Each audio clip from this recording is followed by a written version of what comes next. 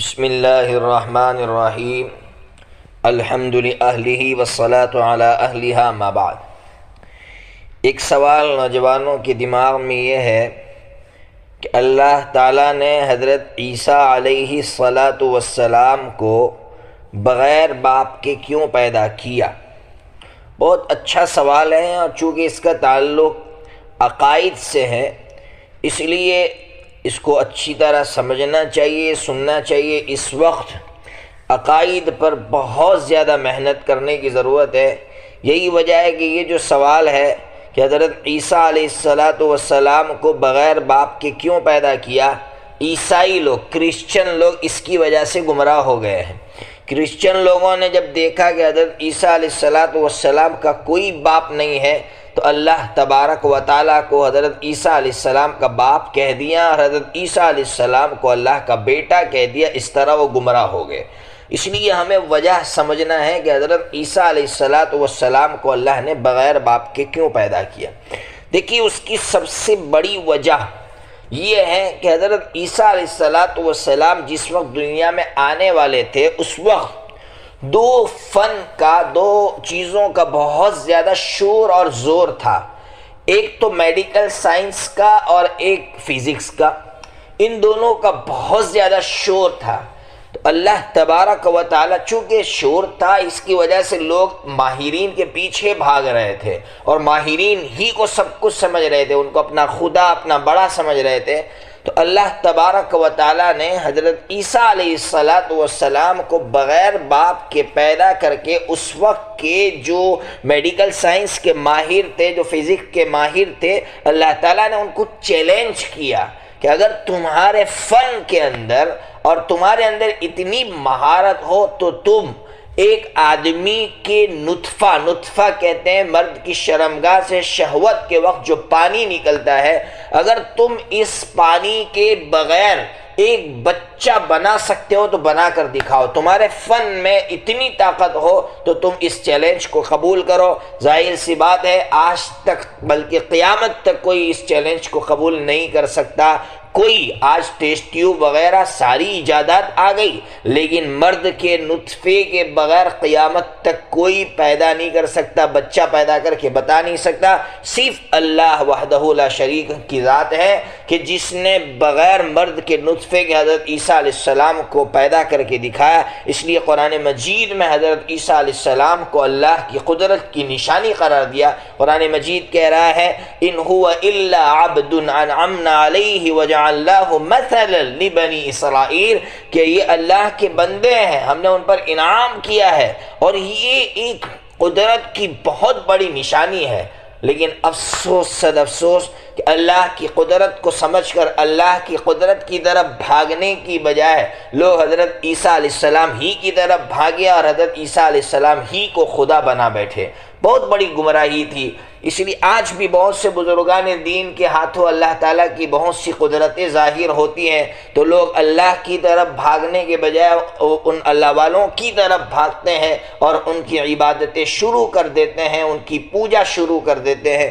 بہت بڑی گمراہی ہے۔ بہرحال یہ ایک بہت بڑا عقیدہ تھا جس کو سمجھنا بہت زیادہ ضروری تھا۔ تو خلاصہ یہ نکلا کہ اللہ تبارک و تعالیٰ نے اپنی قدرت دکھانے کے لیے تاکہ لوگ اللہ کی طرف بھاگے، حضرت عیسیٰ علیہ السلام کو بغیر باپ کے پیدا فرمایا۔ نوجوانوں کے دماغ میں ایک سوال سب سے بڑا یہ ہے کہ اللہ تعالیٰ قیامت سے پہلے حضرت عیسیٰ علیہ السلام ہی کو کیوں بھیجیں گے؟ کسی اور نبی کو بھیج سکتے تھے، یہی کام حضرت مہدی سے لے سکتے تھے، تو پھر اللہ تعالیٰ نے حضرت عیسیٰ علیہ السلام ہی کو اس کے لیے کیوں چنا؟ اس جواب کے لیے ہمارے نوجوان بھائیوں کو بیک سائڈ جانا پڑے گا، پیچھے جانا پڑے گا۔ کیا مطلب؟ پہلے یہ سمجھنا ہوگا کہ حضرت عیسیٰ علیہ السلام کس قوم کے درمیان میں آئے ہیں۔ تو حضرت عیسیٰ علیہ السلام بنو اسرائیل کی رہبری کے لیے آئے تھے۔ بنو اسرائیل کے اندر بہت سارا بگاڑ پیدا ہو گیا تھا، بنو اسرائیل کی رہبری کے لیے آئے تھے۔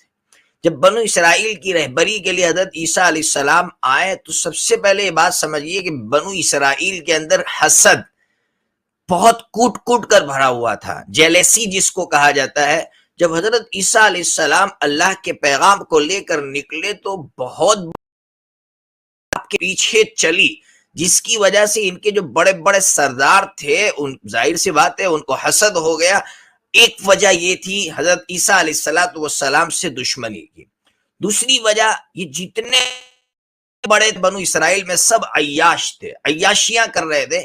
حضرت عیسیٰ علیہ السلام کی جو تعلیمات تھی اس کی وجہ سے ان کی عیاشیوں پر بہت بڑی ضرب لگ رہی تھی اور بہت بڑا نقصان ہو رہا تھا۔ تو یہ دوسرا کارن تھا، دوسرا ریزن تھا حضرت عیسیٰ علیہ السلام سے دشمنی کا۔ اور تیسرا جو بڑا ریزن ہے وہ یہ تھا کہ ان کی کتاب تورات کے اندر ایک بات یہ لکھی ہوئی تھی کہ ایک مسیح آئے گا۔ تو مسیح نام کے دو بندے تھے، ایک ہے مسیح ہدایت یعنی اچھی گائیڈ کرنے والا مسیح، اور ایک ہے مسیح ضلالت یعنی گمراہی پھیلانے والا مسیح۔ تو ان لوگوں نے پبلک کے دماغ میں، ان عیاشوں نے اور حسد کرنے والوں نے یہ بات دماغ میں ڈالی کہ یہ مسیح ضلالت ہے یعنی گمراہ کرنے والا مسیح ہے، اس لیے اس کے لیے وارنٹ لاؤ۔ ان لوگوں نے وارنٹ لائے، اٹلی اس وقت کا سپر پاور طاقت تھی، اور وہاں سے وہ وارنٹ لیا حضرت عیسیٰ علیہ السلام کے خلاف، اور حضرت عیسیٰ علیہ السلام کا گھیراؤ کر لیا۔ قرآن مجید کہہ رہا ہے 6 پارے کے اندر، پارٹ نمبر 6 کے اندر، کہ ہم نے عیسیٰ کو اپنی طرف اٹھا لیا، بر رفعہ اللہ الیہ، اللہ نے اپنی طرف اٹھا لیا۔ اب سمجھیے قیامت حضرت عیسیٰ علیہ السلام ہی کو کیوں بھیجیں گے؟ اس کا جواب یہ ہے کہ قیامت سے پہلے مسیح آئے گا اور وہ مسیح ضلالت ہوگا۔ اب دونوں مسیح جمع ہوں گے، جو جس کو قتل کرے گا پبلک کو پتا چل جائے گا کہ یہ مسیح ہدایت تھا، اور جو قتل ہو جائے گا وہ مسیح ضلالت ہے۔